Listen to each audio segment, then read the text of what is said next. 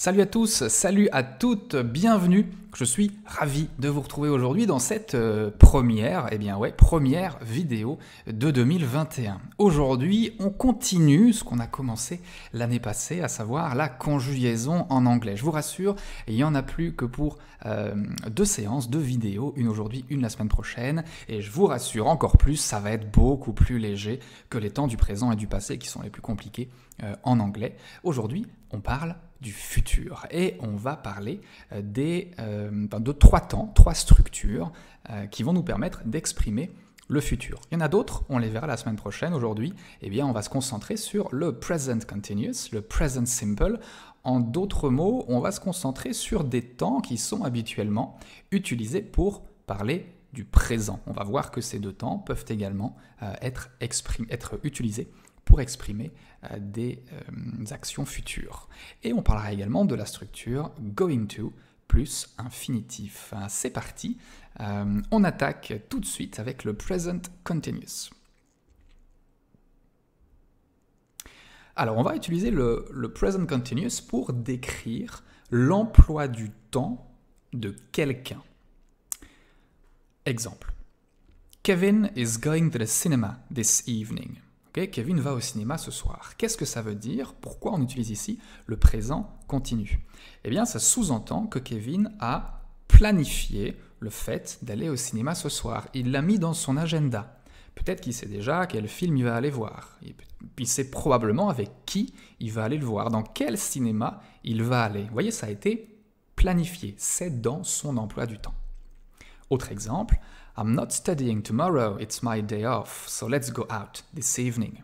Okay, imaginons un étudiant en pleine bloc, il se dit, ben voilà, demain, je n'ai pas prévu d'étudier. Donc, dans mon agenda, il n'y a rien dans mon emploi du temps demain. Ça a été prévu qu'il n'y a rien. Et donc, voilà, ce soir, on peut se mettre une murge. On peut utiliser le present continuous pour décrire donc comme je vous l'ai dit, un événement qui a été prévu, qui a été planifié, qui va se trouver dans votre agenda. Autre exemple donc, I can't see you tomorrow because I'm leaving Belgium. Demain, je ne peux pas te voir, je suis désolé, je pars, je quitte la Belgique. Et le fait de quitter la Belgique, c'est une action future, mais elle a été prévue, elle a été planifiée. En résumé, le présent continu va vraiment être utilisé pour des choses, des actions que vous pouvez mettre dans votre agenda.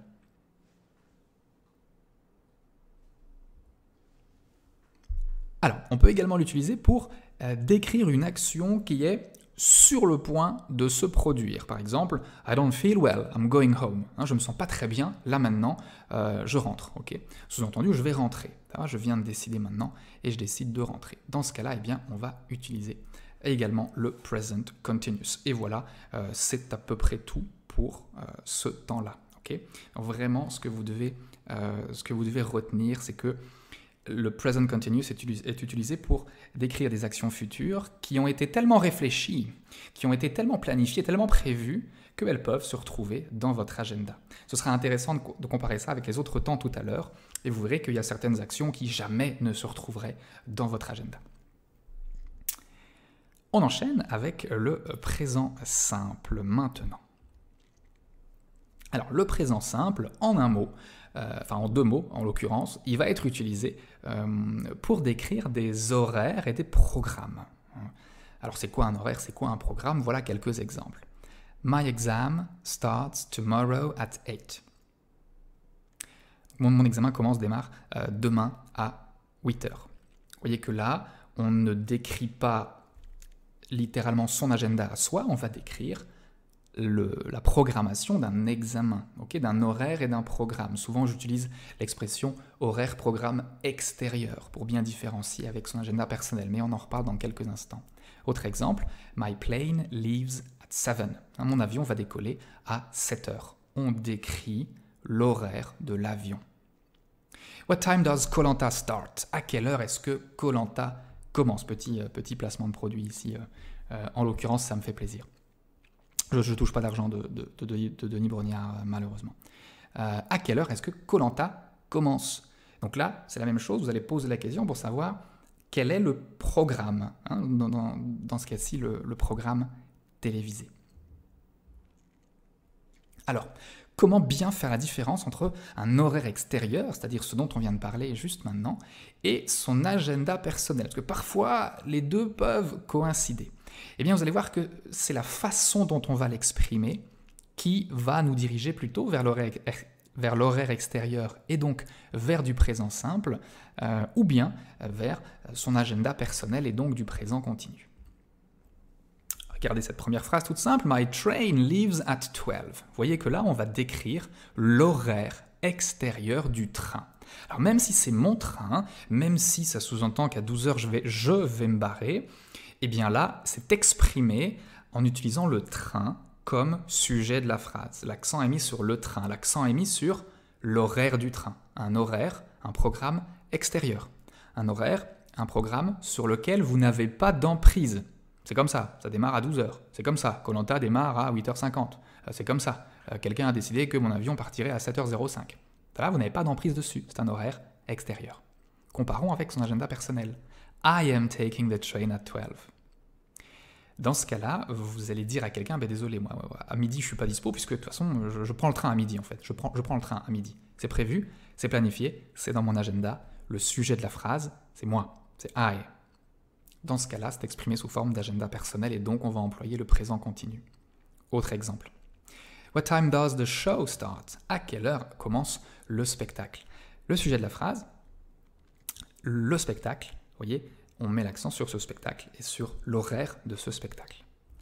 Alors qu'on pourrait mettre l'accent sur quelqu'un d'humain, sur l'agenda personnel de quelqu'un, pourquoi pas l'agenda de Kevin. Kevin is watching a show later today with my new girlfriend.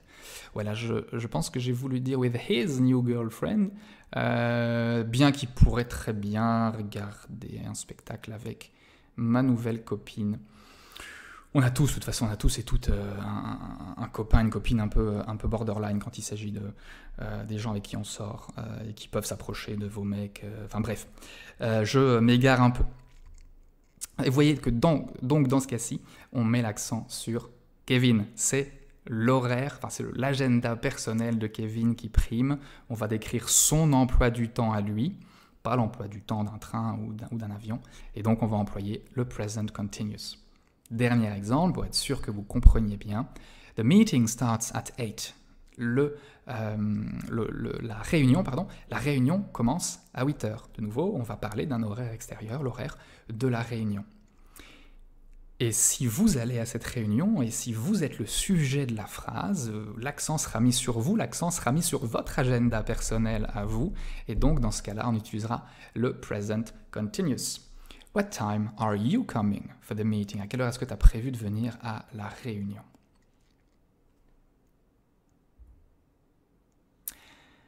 Voilà pour le présent simple. On attaque maintenant la dernière structure du jour, going to plus infinitif. Alors, avant de rentrer dans les détails de going to plus infinitif, il me semble important de bien différencier le présent continu de going to plus infinitif, parce que les deux formes se ressemblent très fort, surtout quand on conjugue le verbe to go.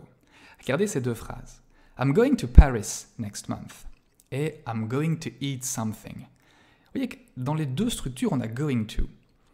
Mais à gauche, on a going to en utilisant go comme verbe principal qui est conjugué au présent continu. D'ailleurs, après to, on a un lieu. Alors qu'à droite, I'm going to eat, là, on a la structure going to plus verbe à l'infinitif.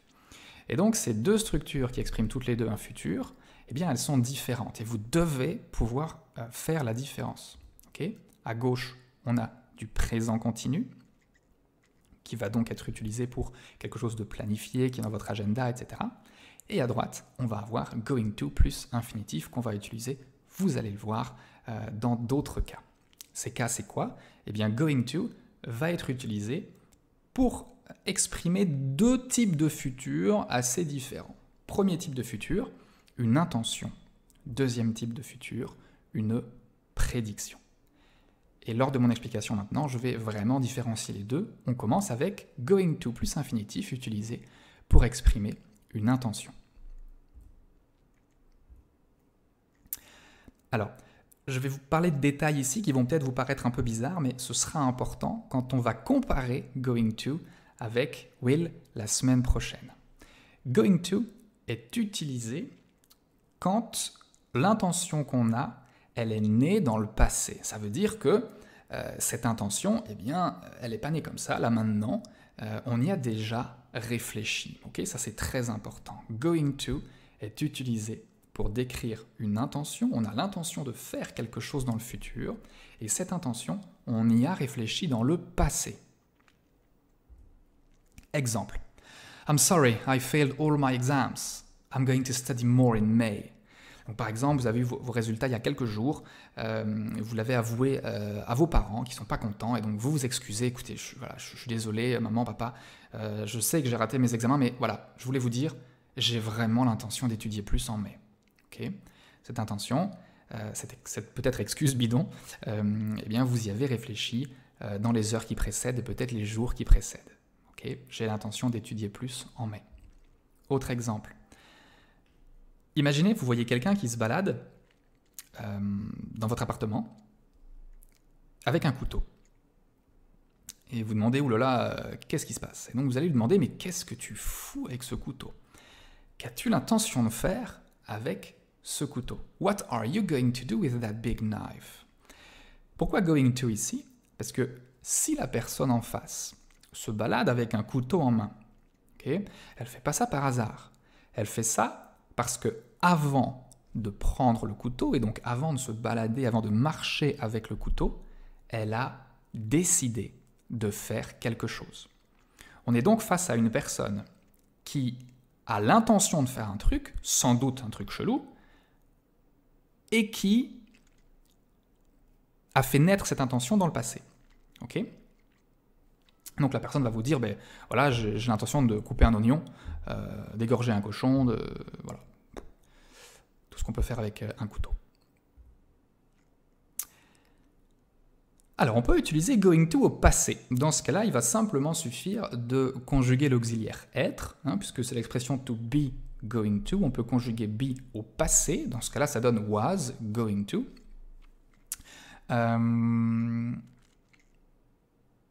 Was going to, évidemment, si c'est la première personne ou troisième personne du singulier, sinon ce sera were, enfin voilà, bref, vous le conjuguez au passé. Et donc ce que ça va exprimer, c'est que ça va exprimer une intention passée, forcément c'est du passé, et donc ça sous-entend qu'il y a eu une intention mais qu'elle n'a pas été réalisée.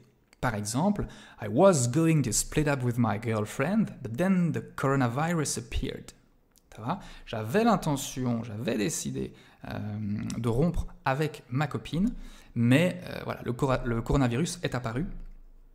Et c'est forcément le pire moment pour quitter quelqu'un, puisque le coronavirus, le confinement, c'est la solitude, et que voilà, même si on l'aime plus trop, c'est peut-être mieux Bref, je vais pas continuer sur ça. Voilà une possibilité. Vous pourriez aussi vous dire, voilà, j'avais l'intention de quitter ma copine, puisque de toute façon, mon meilleur pote Kevin regarde des spectacles avec elle tous les soirs, ça devient vraiment bizarre cette situation. Voilà plusieurs possibilités. Ok ? Intention de faire quelque chose, mais l'intention ne s'est pas réalisée, on a changé d'avis. Prédiction, maintenant. Alors, going to, et c'est le truc que vous devez vraiment retenir, going to est utilisé pour exprimer des prédictions avec des preuves. Il faut que vous ayez, en gros, un minimum d'éléments que pour faire cette prédiction. Okay. Ces éléments vont être capitaux la semaine prochaine quand on comparera avec Will, mais je répéterai tout ça évidemment dans la prochaine vidéo. Exemple. Look, the hot air balloon is going to land. Donc vous voyez qu'il y a deux montgolfières qui ont atterri, et puis vous pointez du doigt la troisième qui est en train de se diriger vers le sol. Okay, donc voilà, vous ne vous mouillez pas trop quant à la prédiction, et vous dites, ben regarde, la montgolfière va atterrir. Elle va atterrir. Okay. Donc vous avez des preuves visuelles dans ce cas-ci, et vous faites donc une prédiction avec preuve, going to. Autre exemple. Kevin studied a lot for his exams. He's going to succeed. Donc Kevin a étudié énormément pour ses examens, il va réussir. Okay. De nouveau, vous faites une prédiction, vous pensez qu'il va réussir, et cette pensée, cette prédiction, elle se base, elle s'appuie sur une preuve, le fait qu'il ait étudié beaucoup. De nouveau, vous pouvez conjuguer ça au passé, c'est le même principe que précédemment, et dans ce cas-là, vous allez exprimer quelque chose qui allait se produire, donc c'était une prédiction qui allait se réaliser, mais pour finir, elle ne s'est pas réalisée. Par exemple, the hot air balloon was going to land here, but the wind changed and it had to go up again and land a bit farther. Donc voilà, la montgolfière était sur le point d'atterrir ici, mais le vent a changé, elle a dû remonter et atterrir un peu plus loin.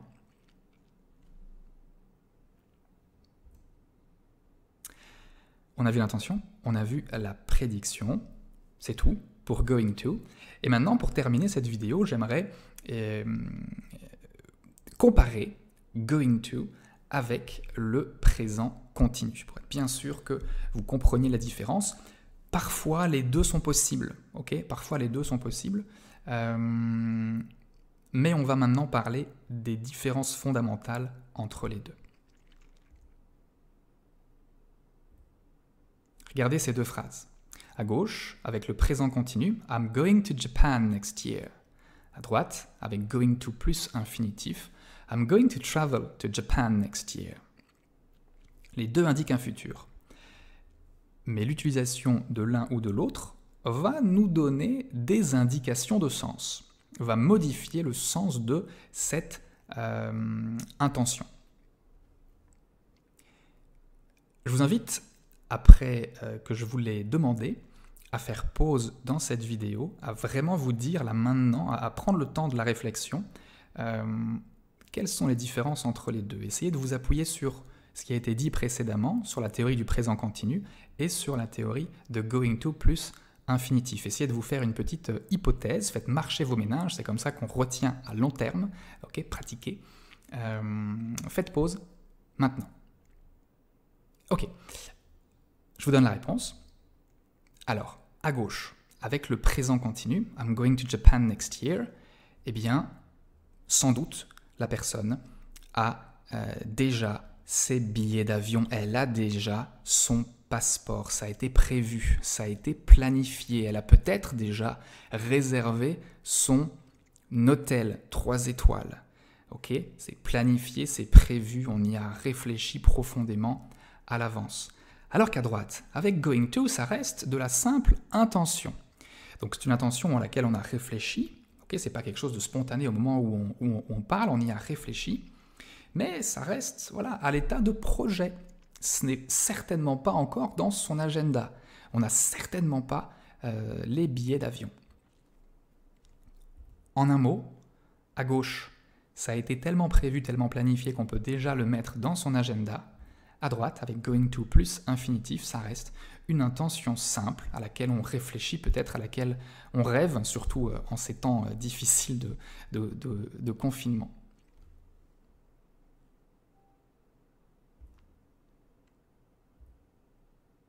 Voilà, c'est tout pour moi, c'est tout pour les unités 19 à 20. On poursuit le futur la semaine prochaine avec les unités 21 à 23.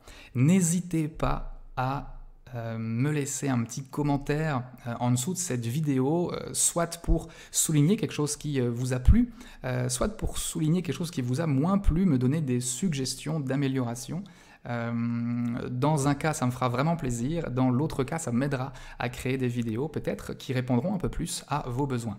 Si quelque chose n'est pas clair, si vous pensez que j'ai fait une erreur, peu importe, n'hésitez pas également à me poser des questions de contenu en dessous de la vidéo, je répondrai à toutes les questions.